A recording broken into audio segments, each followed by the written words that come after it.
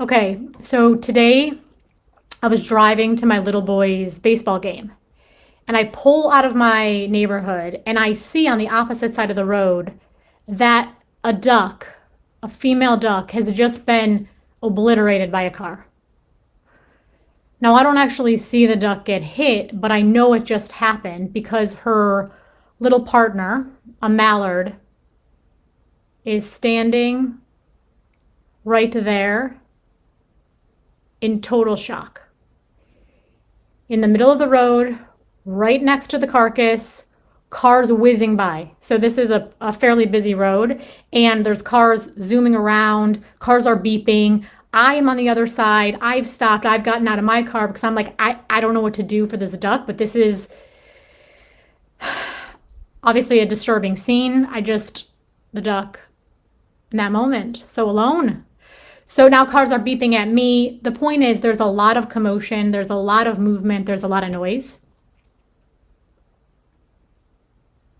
But not for this mallard.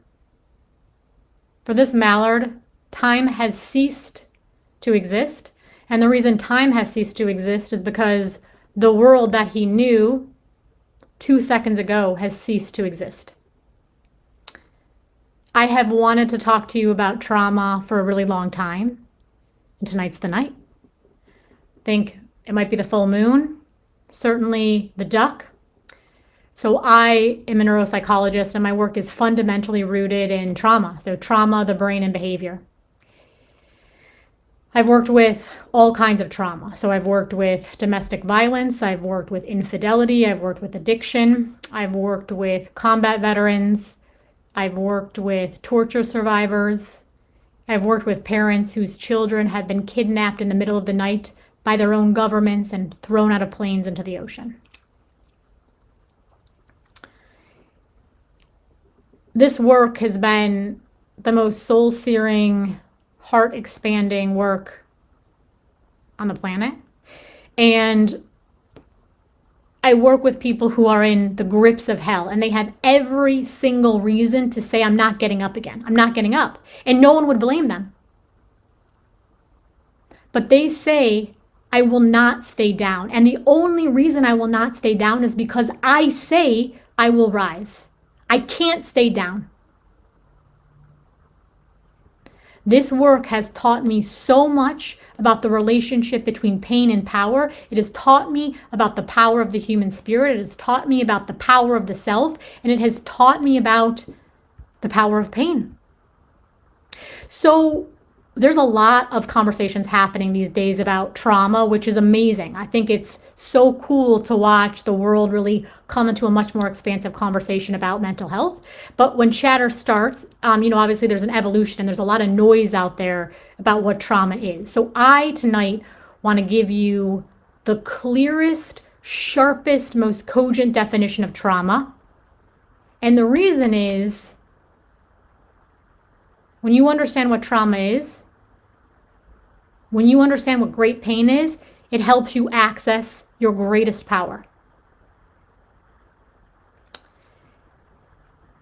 In order to understand trauma, in order to understand resilience, in order to understand emotional intelligence or emotional power, you have to understand the brain, right? That's where it all starts. That is like the ground of it all, okay? The best way to think about your brain is as a pattern detection machine. It is detecting the predictable patterns. And the patterns are governed by sensation. They're governed by your emotions. So you say, this feels safe, this feels safe, this feels safe, this feels bad, this feels bad, this feels bad. I like these people, I like these people, I like these people. I don't like those people, I don't like those people, I don't like those people. So this is overwhelmingly how we're all moving through our lives, and most of it is unconscious. Okay. So if your brain is most fundamentally a pattern detection machine, here is the most powerful definition I can give you for trauma. Trauma is a violent shattering of the predictable pattern. Trauma is a violent shattering of the predictable pattern that governs your life.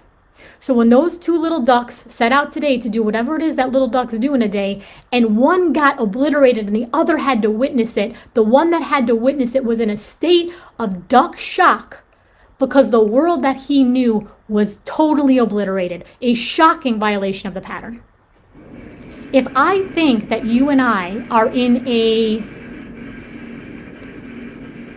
healthy, committed relationship, and all of a sudden you betray me, you cheat on me, you hit me, you abuse me, you take our money and you do something with it, that is a shocking violation to the predictable pattern.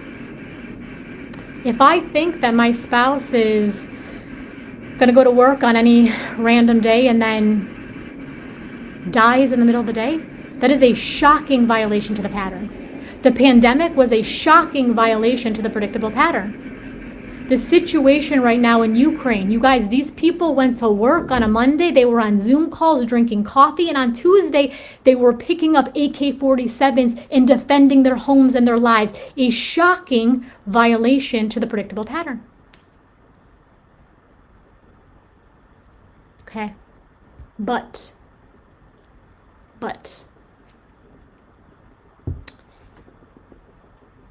do you think it's safe to say that there probably isn't anyone on the planet that doesn't know, either directly or indirectly, the pain of trauma? In other words, they've experienced it or they've witnessed other people experience it.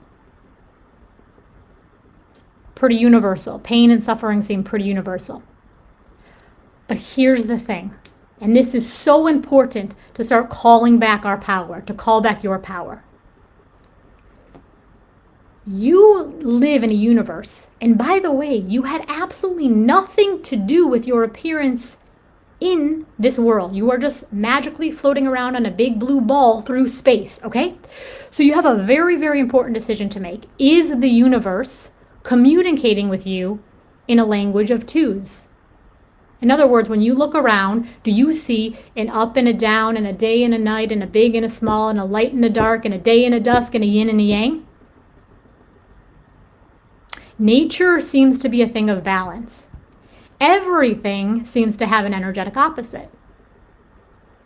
Okay? So what then is the opposite of your trauma? The opposite of your trauma is your miracle. If a trauma is a violent shattering of the predictable pattern, then a miracle is a wondrous shattering of the predictable pattern. I chose the word miracle intentionally. It quite literally means a wondrous act of awe, right? Something that's filled with stunning potentiality, something unimaginable. If you go to a party that you didn't want to go to in the first place and you meet the love of your life, that is a wondrous shattering of the pattern. If a relationship that was so important to you, like a marriage or a long-term relationship, ends and you swear your life is over, but in hindsight you realize that was the beginning of something beautiful, a whole new chapter in your life, that is the wondrous shattering of the pattern. If you have lost your mother or your father or your spouse, maybe you thought, I'll never get up again. But in hindsight, you realized you came into the deepest and most loving relationship with yourself. I work with patients, I work with leaders, I work with people at every stage of life who've experienced lots of pain. They've been publicly embarrassed, they've been rejected, they've lost their families, people have died, they've had to declare bankruptcy, and some of them find their miracle. They find a deeper voice, they find a deeper vision, they find a deeper understanding of how they were always held. A lot of people call this God or the universe, or you can use whatever word you want to use. People find their power in their pain, okay? Was the trauma still horrific? 100%. That is, again, quite literally in the scientific literature, that is what trauma is. It is an event that is definitionally horrific. But the universe speaks to us, life speaks to us in a language of twos. It speaks to us in a language of both. It does not speak to us in a language of either or. And it's easy to get mired in our pain because that's where the reflexive brain wants you to stop. Not wants, it's just designed. It's a fault of no one. It's just biology, okay? But your power does not rely on your reflexivity. Your power relies on volitionally how you choose to hold your energy. And the directionality of your energy matters. In other words, I cannot get to up if I'm only looking down. I cannot get to joy if I'm only looking at misery. I cannot get to vitality if I'm staying in numbness. I cannot get to rising if I'm stuck in my drowning. In other words, the only certain way for me to never access my miracle is to insist it does not exist. And in that case, I have closed the pattern on myself. I have taken the chance away from myself. The moral of tonight's story, Under the Full Moon, is that no matter where you are in your story, no matter how down you feel like you are, no matter how dark you feel like it gets, no matter how bad it looks, you can always turn it around. And you gotta think of this like a behavioral math, or sometimes I call it an emotional physics. If the energy of my pain is here, the energy of my power must also be, so where is it? If the energy of my pain is here, then so must be the energy of my pleasure, so must be the energy of my possibility, so must be the energy of my potentiality. And I am on this planet to expand our understanding of consciousness and our understanding of human power.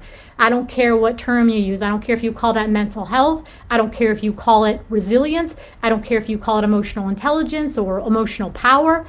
If you want to overcome your pain, you have to be willing to hold your power. And what that means is, it means I say, I am willing to be seen no matter what.